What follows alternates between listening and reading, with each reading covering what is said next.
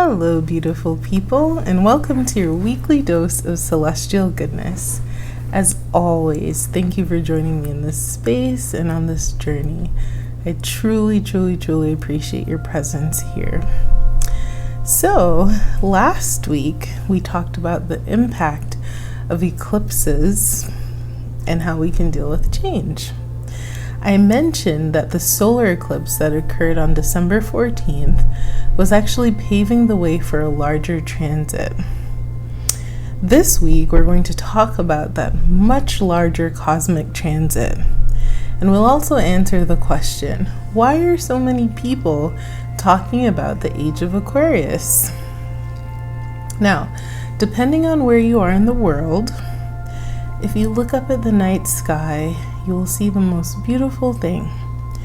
It might look like an unusually bright star, or just a very large one, but what you might actually be seeing is the conjunction of the two largest planets in our solar system, Jupiter and Saturn.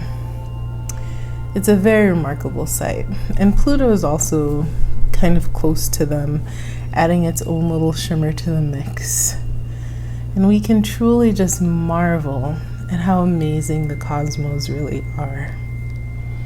So the coming together of Saturn and Jupiter, the gurus, the planetary gurus, as some people refer to them, it has just a way more important meaning than just a celestial sight that we can behold. It actually foretells a new beginning for all of us. Some astrologers have actually hailed this momentous meeting as the beginning of the Age of Aquarius. You may have heard the song Aquarius, which most people refer to as the dawning of the Age of Aquarius. A few of the lyrics say, "When the moon is in the 7th house and Jupiter aligns with Mars, then peace will guide the planets and love will steer the stars. This is the dawning of the Age of Aquarius. Age of Aquarius, Aquarius, Aquarius. Harmony and understanding, sympathy and trust abound. No more falsehoods or derisions, golden living dreams of visions. Mystic crystal revelation and the mind's true revelation.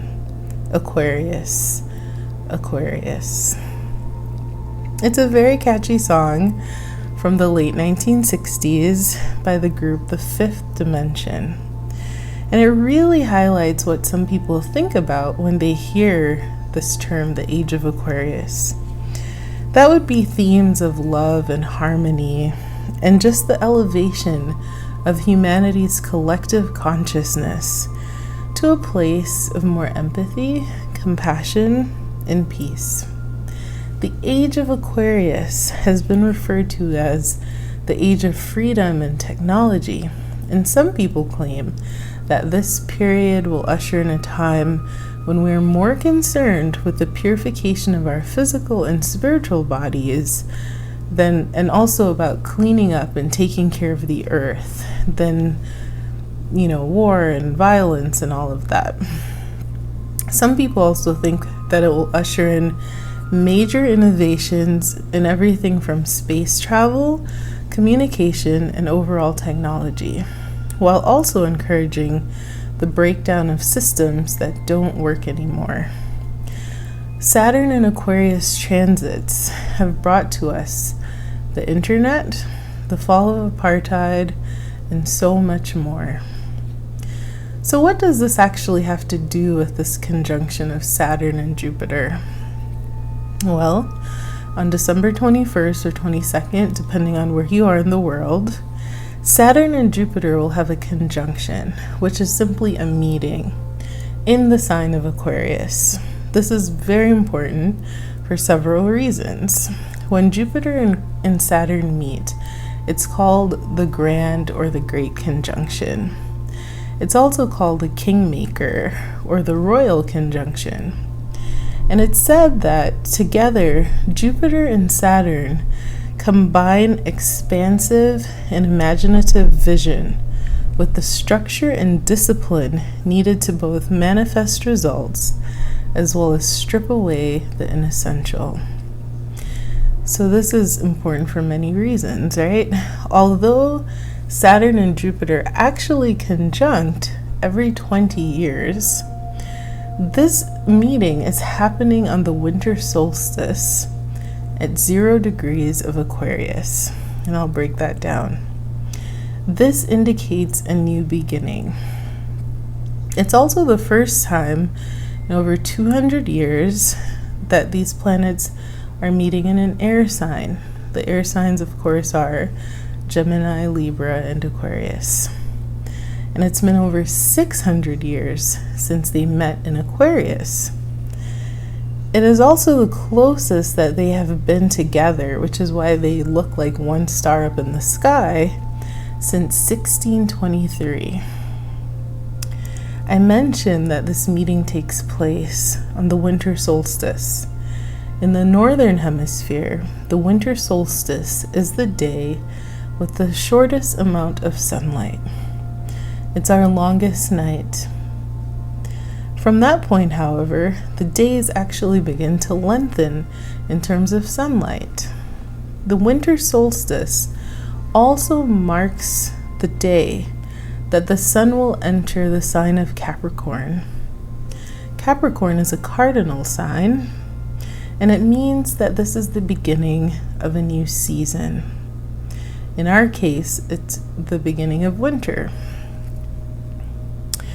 So it's still the beginning of a season and the beginning of something new. When Saturn and Jupiter meet on this day, they will do so in the 0 degree of Aquarius. 0 degree in astrology is called a critical degree. It means something major is happening. The 0 degree is also representative of a new beginning and a new journey ahead. And it's a new journey in the sign that it's moving into.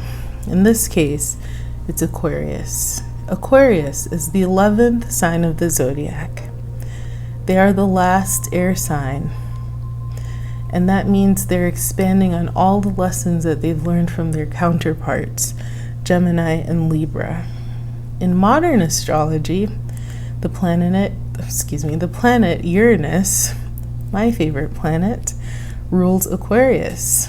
Uranus is the planet of the unexpected. But Aquarius's traditional ruler was Saturn, so it's almost like a homecoming.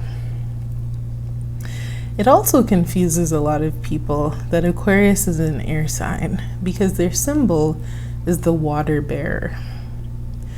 But they are indeed an air sign. The water bearer, and actually that is what the word Aquarius means, the cup bringer or the water bearer, represents symbolically and eternally giving life and spiritual food to the world. The water from the vessel washes away the past, leaving room for a fresh new start. The sign of Aquarius is forward-looking and growth-oriented. They're concerned with equality and freedom, individual freedom. And Aquarius seeks to dispense its knowledge and its vision of equality and individuality to all. This is important because when most people think of the energy that's coming in for the next year, these Aquarian traits are what they're picturing. That of the humanitarian, the visionary, the intellectual, the innovator, and the progressive. Those are what I like to call the best of Aquarius. Like all signs, they have a shadow side, and in Aquarius's case, they can be cold, eccentric, and distant. In fact, earlier this year, Saturn did spend some time in Aquarius, right around March, and the entire world experienced Saturnian themes of restriction and Aquarian themes of social distancing and restrictions where many of us had to stay home. So, is this conjunction the beginning of the Age of Aquarius? Well, first I should explain to you what is an actual astrological age. And Wikipedia, surprisingly or not surprisingly, I love them, has a great definition. An astrological age is a time period in astrologic theology which astrologers claim parallels major changes in the development of Earth's inhabitants, particularly relating to culture, society, and politics. Right. There are 12 astrological ages corresponding to the 12 zodiac signs in Western astrology. Advocates believe that when one cycle of the 12 astrological ages is complete, another cycle of 12 ages begins. The length of one cycle of 12 ages is, this is big, 25,860 years. This 25,860 year cycle is called the Great Year. Some astrologers believe that during a given age, some events are directly caused or indirectly influenced by the astrological sign associated with that age. Some astrologers don't believe the influence is that much, and they certainly don't agree upon when the date of these ages began. Most astrologers calculate that if you break down the great year into 12 signs, that one astrological year is 2,160 years. And because of that, some figure that the actual Age of Aquarius hasn't started yet. The ages move in reverse in the zodiac, so instead of going from Pisces to Aries, we would be going from Pisces to Aquarius. Also, most astrologers do agree that an age doesn't begin on one particular day, but that it's the result of a gradual transition called a cusp. So the question of whether or not we're in the Age of Aquarius is a difficult one. I call it the Age of Aquarius, the great salacious controversy in astrology, because there is disagreement about this. There are pretty much three viewpoints.